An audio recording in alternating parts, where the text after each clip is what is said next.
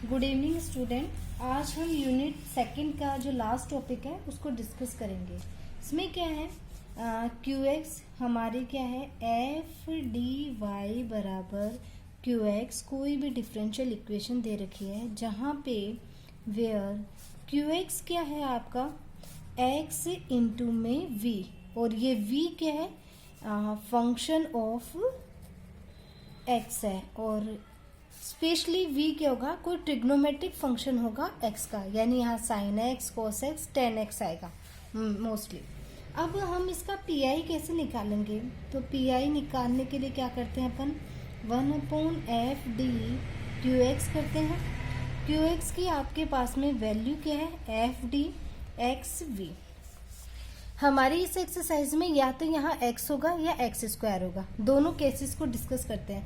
First case क्या है, जब क्यू एक्स आपका क्या है, x इंटू में v है, तब पी कैसे निकाला जाएगा, तो पी के लिए आपका क्या आ जाएगा, 1/f D X into we.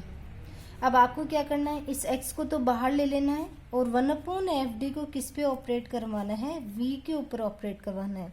Plus second term में क्या है, सबसे पहले अपन 1/x तो आएगा नहीं, 1/f डी का डिफ्रेंशिएशन करेंगे और फिर उसको v के ऊपर ऑपरेट करवाएंगे, और ये जो रिजल्ट रहेगा वही आपका क्या हो जाएगा, पी हो जाएगा।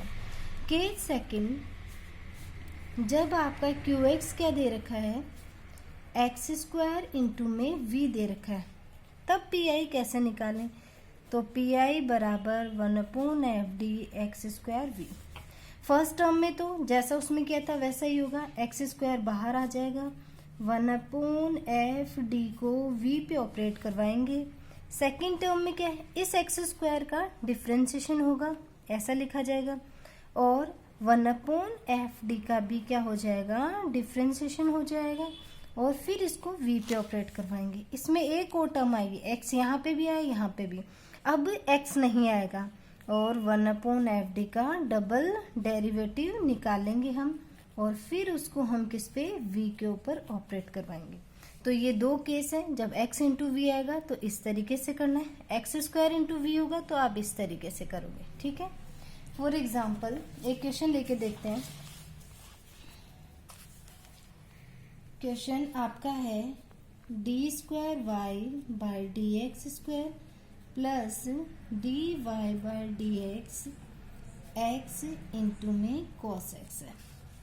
तो इसका सॉल्यूशन क्या है, दिए हुए समीकरण को कैसे लिख सकते हैं, D square plus D into में वाई, और ये आपका x और ये cos x।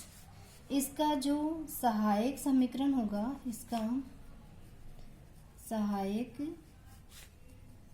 समीकरण क्या होगा, एफ डी में d की जगह आप m रख दो और उसको 0 के बराबर पुट कर दो, तो यहाँ पे m की वैल्यू क्या आ गई आपके पास में, m बराबर 0 और -1।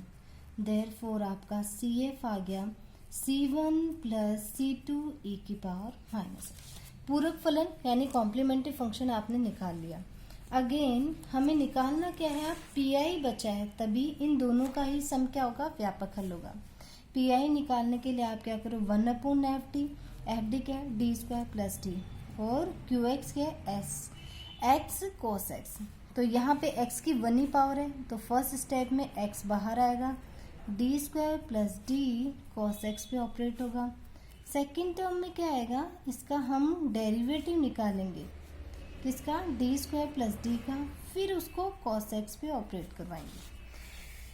अब देखो cos x है तो यहाँ डी स्क्वायर प्लस डी है, तो डी स्क्वायर की जगह हम क्या रखेंगे, -1 रखेंगे, जैसे प्रीवियस केस डिस्कस किए हैं। तो ये क्या बन गया, d-1 और आपका cos x, प्लस इसका डेरिवेटिव निकालेंगे, इसको हम कैसे स्प्लिट कर सकते हैं, 1/d माइनस डी प्लस 1 में कर सकते हैं, और यहाँ cos x आ गया आपका, ये क्या बना x। अब वापस से क्या करना पड़ेगा, इसको डी स्क्वायर बनाना पड़ेगा, तो ऊपर नीचे d प्लस 1 से मल्टीप्लाई कर दो, इसको d प्लस 1 से मल्टीप्लाई किया आपने, d प्लस 1 और d -1 और आपका cos x plus c, derivative निकाल लो, 1/d का क्या आ जाएगा, -1/d स्क्वायर, और 1/d+1 का भी -1/d+1 का whole square, minus minus plus, तो ये हो गया d+1 का होल स्क्वायर। और यहाँ आपका cos x, इसको हमने किया तो ये बना d+1, ये बन गया d² -1 cos x। सबसे पहले इसको इस पे ऑपरेट करवाएंगे। 1/d² का मतलब क्या है, cos x का 2 बार इंटीग्रेशन करो, ठीक है। फर्स्ट टाइम किया हमने cos x का इंटीग्रेशन, तो आपके पास में sin x है, sin x का दोबारा करेंगे तो क्या आएगा, माइनस का cos x, और एक माइनस यहाँ है, तो ये बन गया cos x।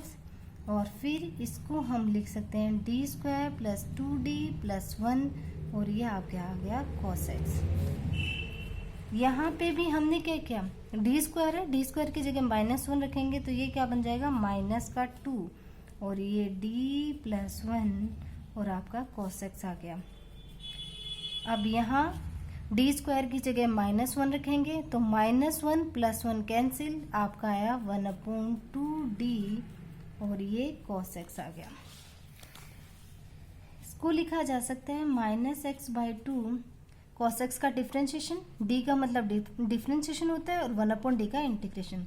डिफ्रेंशिएशन के करेंगे तो माइनस का sin x, और ये 1 से इंटू किया cos x को तो cos x आ गया आपका, प्लस ये cos x रहा, और 1/d का मतलब इसका इंटीग्रेशन, तो प्लस sin x अपॉन आपका 2।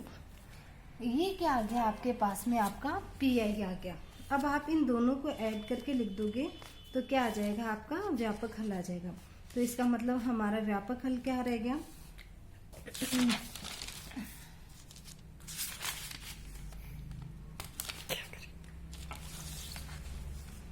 इसका व्यापक हल हम लिखेंगे, इसका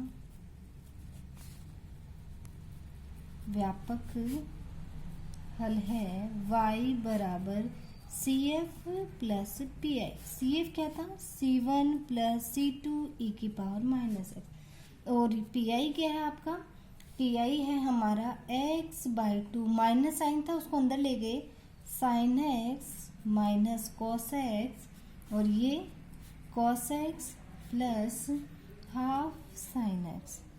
इसी तरीके से आप जितने भी आपको क्वेश्चंस दे रखे हैं 3rd G में, उनको सॉल्व करना। जहाँ पे भी आपको डिफ़िकल्टी आए उन क्वेश्चंस को ग्रुप में डाल देना। कुछ क्वेश्चंस ग्रुप में डले हुए हैं, उनके सॉल्यूशन करके मैं सेंड करती हूँ। नेक्स्ट क्लास में हम पहले क्वेश्चंस डिस्कस करेंगे, उसके बाद में अगली यूनिट जो आपकी यूनिट नंबर 3rd है उसको शुरू करेंगे। ओके।